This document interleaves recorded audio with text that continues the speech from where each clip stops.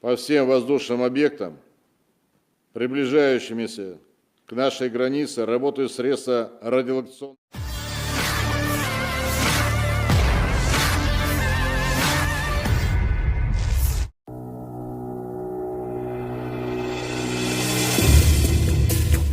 Seorang jenderal yang menjalankan strategi militer baru Presiden Vladimir Putin di Ukraina memiliki reputasi brutal. Dia telah membom warga sipil dalam kampanye Rusia di Suriah, bahkan berperan dalam kematian 3 demonstran di Moskow selama kudeta yang gagal terhadap Mikhail Gorbachev pada tahun 1991 yang mempercepat runtuhnya Uni Soviet. Botak dan tampak garang, Jenderal Sergei Surovikin ditugaskan untuk memimpin pasukan Rusia di Ukraina sejak 8 Oktober 2022. Setelah invasi Rusia goyah dengan sejumlah kemunduran yang kacau dan kemunduran lainnya selama hampir 8 bulan perang, Putin menempatkan pria karir militer berusia 56 tahun itu sebagai komandan, menyusul pemboman truk yang tampak jelas di jembatan strategis ke semenanjung Crimea.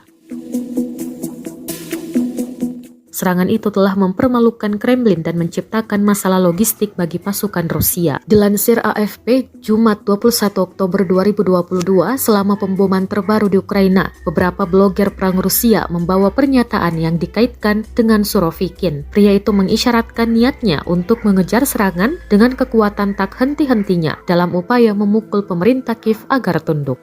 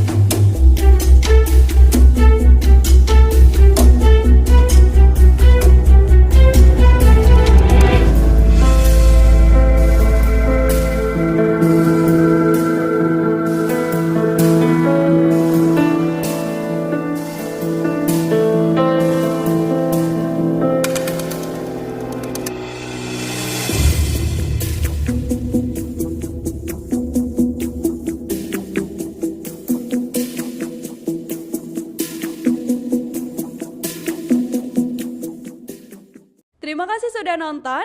Jangan lupa like, subscribe, dan share ya.